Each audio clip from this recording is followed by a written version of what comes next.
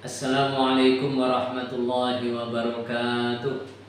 Alhamdulillahirabbil alamin wa usalli wa usallimu ala nabiyyina Muhammadin wa ala alihi wa sahbihi ajma'in wa ba'du. Kali ini saya akan menyampaikan motivasi kemandirian ya.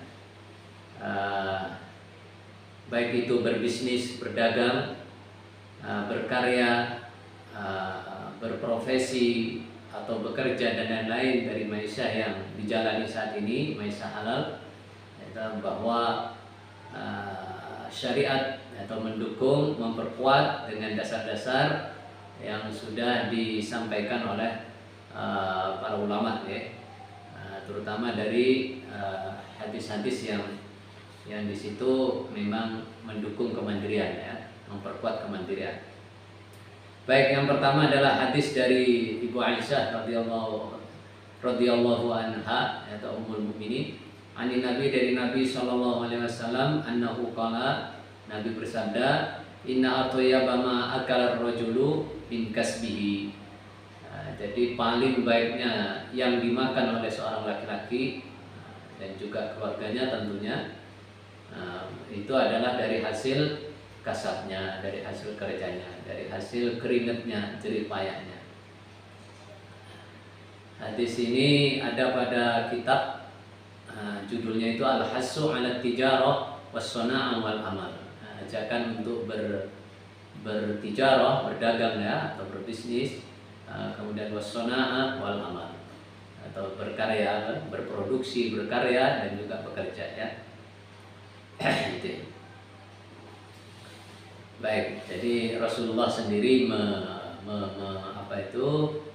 menjelaskan, menyampaikan bahwa yang paling baik, makanan yang paling baik dimakan oleh seorang laki-laki dari hasil jerih payahnya, dari hasil kerjanya.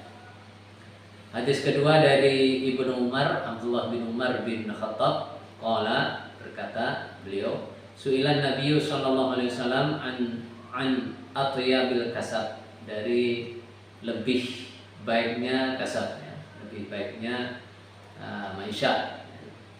Faqala, maka bersabda siapa Nabi, amalur rajuli biyadih, itu kerjanya seorang laki-laki dan dengan tangannya, maksudnya mandiri ya. Dia bekerja, dia mencari maisha dengan keringatnya, dengan tangannya. Wa kullu bai'in mabrurun, dan setiap jual beli itu mabrurun, diperbaiki, maksudnya halal ya. Jadi setiap jual beli atau bisnis hukum asalnya itu halal, halal. Kecuali di situ ada penjelasan keharamannya ya, baik itu sifatnya maupun keadaannya ya. Keadaannya memang di situ memang haram. Contohnya jual beli yang haram ya, jual beli yang haram, jual beli yang haram. Kemudian riba contohnya ya, juga riba di situ dan lain-lain. Memang ada boror, ada doror, ada penipuan di situ, gitu ya. Itu adalah jual beli yang haram, bukan mabrur ya. Jadi setiap jual beli hukum asalnya itu mabrur, hukum asalnya itu halal, kecuali yang sudah dijelaskan oleh syariat bahwa itu jual beli haram ya. Banyak contohnya, dan insya Allah kesempatan lain bisa dijelaskan jual beli yang haram ya. Baik, jadi di sini hadis ini menjelaskan bahwa kasab yang terbaik, maisha yang terbaik adalah kasab yang hasil kerja keringatnya ya, kerja keringatnya, hasil kerja hasil keringatnya sendiri ya, tenaganya sendiri begitu. Baik, yang ketiga, ini adalah dasar bahwa para sahabat saat itu, para sahabat Nabi, baik itu muhajir ya, orang-orang Mekah yang hijrah ke Madinah maupun orang Madinah asli, orang Ansor, itu beliau semua adalah orang-orang yang mandiri ya. Seperti hadisnya Abu Hurairah, anna Abu Hurairah radhiyallahu anhu qala, Abu Hurairah berkata, innakum taqulun, katanya, innakum, sungguhnya kalian para sahabat, taqulun, berkata kalian, Inna Abu Hurairah yuksiru al-hadis. Abu Hurairah itu memperbanyak hadis an Rasulillah, dari Rasulullah sallallahu alaihi wasallam. Wa taqulun, dan kalian berkata, ma balul muhajirin wal ansor. Kenapa orang muhajir, orang ansor la yuhaddisuna an Rasulillah bimisli hadisi Abu Hurairah. Mereka semua tidak meriwayatkan hadis dari Rasulullah SAW seperti meriwayatkannya hadis Abu Hurairah, ya. Seperti Abu Hurairah meriwayatkan hadis dari Nabi. Artinya Abu Hurairah dianggap oleh para sahabat yang lain atau oleh orang-orang bahwa beliau memperbanyak meriwayatkan hadis lebih daripada sahabat-sahabat yang lain, ya, dari orang Ansor maupun orang Muhajir, ya, sahabat Ansor ataupun sahabat Muhajir. Karena dianggap kalau Muhajir dan Ansor tidak terlalu banyak meriwayatkan hadis, ini Abu Hurairah kok banyak sekali meriwayatkan hadis. Terus beliau menjelaskan, wa inna ikhwati minal muhajirin, dan sesungguhnya saudara-saudaraku kaum muslimin minal muhajirin, dari orang-orang muhajir, kana yusghiluhum safkun bil aswar. Mereka disibukkan oleh jual beli di pasar. Safkun itu jual beli, ya.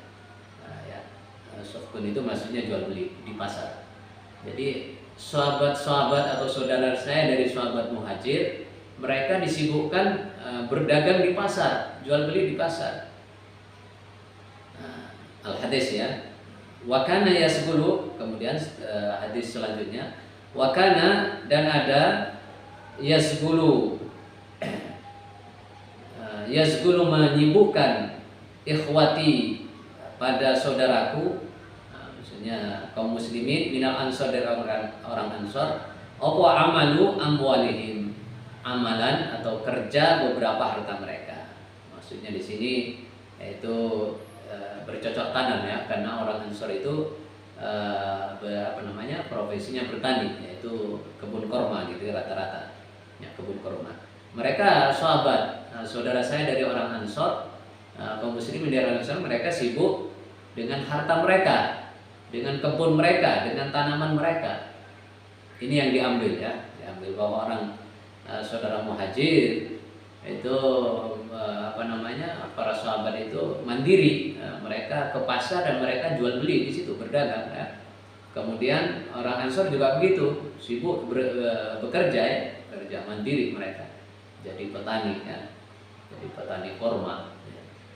Ini yang diambil bahwa para sahabat, mereka semua, beliau itu adalah orang-orang yang mandiri, ya, tidak ada yang menganggur istilahnya, ya, jadi mereka mandiri dalam kehidupannya, dalam maisha-nya, ya. Itu yang menyebabkan dijelaskan oleh Abu Hurairah bahwa saudara muhajir sibuk dengan dagangannya, saudara ansor sibuk dengan tanamannya, ya, bercocok tanam. Sedangkan saya, kata Abu Hurairah, pokoknya saya kenyang, saya ikut Nabi, makanya hadis saya banyak. Hadis yang saya riwayatkan banyak. Tapi yang kita ambil di sini kemandirian para sahabat, ya. Para sahabat muhajir maupun ansor, mereka semua mandiri. Mereka bekerja, ya, untuk menafkahi dirinya dan keluarganya. Baik. Nah, nomor 4 ini adalah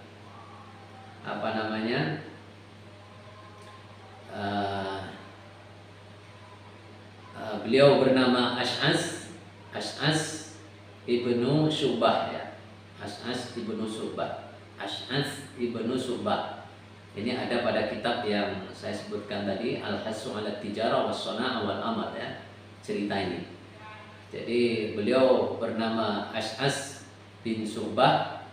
Qultu, kata beliau, saya bertanya atau berkata li Ibrahim bin Adham, pada Ibrahim bin Adham.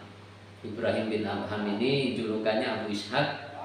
Beliau ada seorang yang seorang ulama, seorang panutan, al-qudwah, panutan, kemudian imam, juga al-arif, banyak pengetahuannya. Kemudian sayyid wa sayyiduz zuhad, dan beliau seorang yang tuannya orang yang zuhud ya, orang yang zuhud.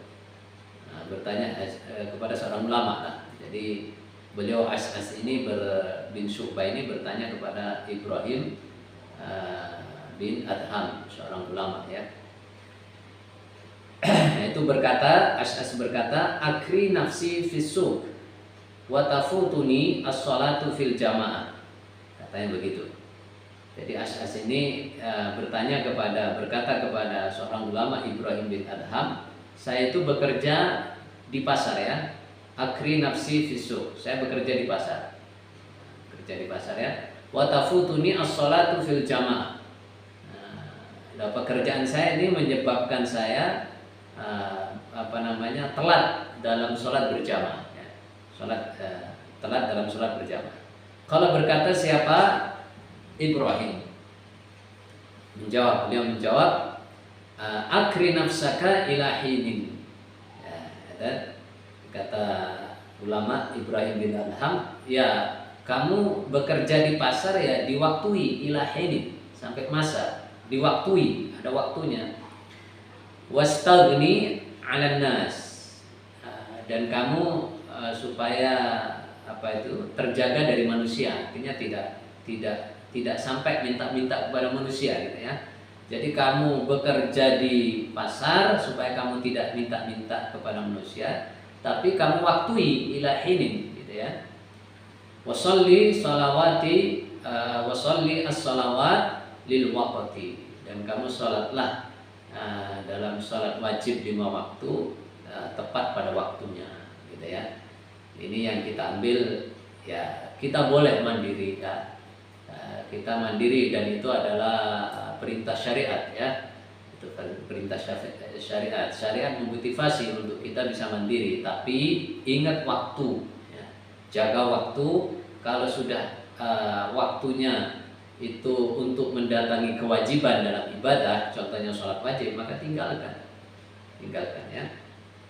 Nah itu ya, ini istilahnya kita juga harus ingat ya, jangan lupa waktu, jangan lupa kewajiban dalam ibadah kepada Allah Azza wa Jalla ya. Kemudian nomor 5, seterusnya ini dari hadis dari Abi Sa'id ya, Abi Sa'id Al-Khudri radhiyallahu anhu, yuhaddisu beliau bercerita Abi Sa'id, anna Nabi sallallahu alaihi wasallam jalasa data yaumin 'alal minbar. Suatu hari Rasulullah duduk di atas mimbar. Al-hadis ya, seterusnya. Wa inna hadzal mal, kemudian beliau bersabda, Rasulullah sallallahu alaihi wasallam bersabda, wa inna hadzal mal, dan sungguhnya harta ini iku khadiratun khulwatun. Khadiratun hijau, khulwatun manis ya. Manis. Maksudnya itu dunia ini memang menyenangkan. Dunia itu elok, dunia ini menakjubkan gitu ya. Dunia ini bagus. Dunia ini bagus. Khadiratun khulwatun ya. Hijau dan manis. Itulah dunia. Tapi ingat, fa ni'ma sahibul muslim ma a'ta minhu al-miskina. Tapi ingat, sebaik-baiknya sahibul muslim, orang Islam, ma a'ta minhu al-miskin. Ingat ya, haknya harta, kata Rasulullah, dia seorang muslim tetap memberikan haknya harta. Itu diantaranya kepada al-miskin, orang miskin ya. Tidak lupa dengan haknya harta. Kalau yang wajib ya zakat, kemudian yang sunnah infak dan sedekah ya. Wal yatima, dan anak yatim, wa banas sabil, dan dan ibnu sabil ya. Ibnu sabil. Jadi ini Rasulullah menyebut fa ni'ma sahibul muslim. Jadi orang Islam yang terbaik dalam urusan mengurusi dunia itu adalah tahu haknya harta. Tidak lupa dengan orang miskin, kemudian anak yatim, dan juga ibnu sabil ya. Karena mereka memang berhak atas sebagian dari harta yang yang oleh Allah diberikan atau dirizkikan kepada kita ya. Dan ini akan diberkahi. Rasulullah menyebut di sini fa ni'ma shahibul muslim, sebaik-baiknya orang Islam. Nah, karena hartanya nanti diberkahi. Dalam hadis lain itu dijelaskan begitu, bahwa harta yang didapatkan dari hasil kerja kemudian dia tahu haknya harta, maka harta itu akan diberkahi. Au kama qala Nabi sallallahu alaihi wasallam, atau seperti sabda Nabi sallallahu alaihi wasallam, wa innahu man ya'khuduhu bi ghairi haqqihi, maka sungguhnya orang yang mengambil harta itu bi ghairi haqqihi, dengan bukan haknya, ya artinya tidak halal, dengan cara tidak halal, maka kalladhi ya'kulu wa la yashba, seperti orang yang makan tapi dia tidak pernah kenyang, tidak kenyang. Karena ini oleh Allah dihilangkan barokahnya, ya. Jadi harta yang didapatkan oleh seseorang dengan tanpa haknya, dengan tidak benar, dengan tidak halal, maka akan menjadi harta yang tidak barokah, tidak diberkahi oleh Allah. Ya. Gambarannya seperti orang yang makan tapi dia tidak pernah kenyang, tidak ada barokahnya. Wa yakunu syahidan alaihi yaumal qiyamah, dan harta yang tidak halal itu juga akan menjadi saksi besok di hari kiamat. Ya, besok akan jadi saksi, akan ditanya, ya, dan akan diurus oleh Allah Azza wa Jalla, akan dihisab, ya. Maka di sini boleh bekerja, tapi harus jangan lupa kewajiban ibadah, jangan lupa haknya harta. Kemudian ingat, ya, bahwa harta nanti, harta apapun itu akan ditanya oleh Allah, akan diurus oleh Allah besok di hari kiamat. Apalagi itu harta yang tidak halal, ya, akan diurus. Baik, nomor selanjutnya ada nomor yang terakhir, ya. Terakhir yaitu nomor 6. Terakhir untuk kali ini, tapi insya Allah nanti kita akan terus bertahap, ya, menyampaikan motivasi tentang kemandirian dan lain-lain, ya. Juga yang lain insya Allah. Yaitu di sini sekarang penutupnya adalah kalamullah, ya, Al-Qur'an, itu ayatnya. Wa qad qala Allahu jalla wa ala, dan sungguh Allah telah berfirman jalla wa ala, rijalun la tulhihim tijaratun wala bai'un an dzikrillah wa iqamis shalah wa ita'iz zakah, ya. Rijalun la tulhihim tijaratun, beberapa laki-laki yang tijarah mereka, atau perdagangan mereka, bisnis mereka, atau semua, ya, maisha mereka tidak melalaikan wala bai'un an dzikrillah, ataupun jual beli mereka, berdagang mereka tidak melalaikan dari zikir kepada Allah, ya. Dan tidak hanya itu, semua maisha ini sifatnya orang iman, bahwa orang iman itu tidak terlalaikan oleh urusan ma'isyahnya apapun itu dari zikir kepada Allah, ingat kepada Allah. Wa iqamis shalah, dan mengerjakan salat, wa ita'iz zakah, dan mendatangkan zakat. Surat An-Nur ayat 37, ya.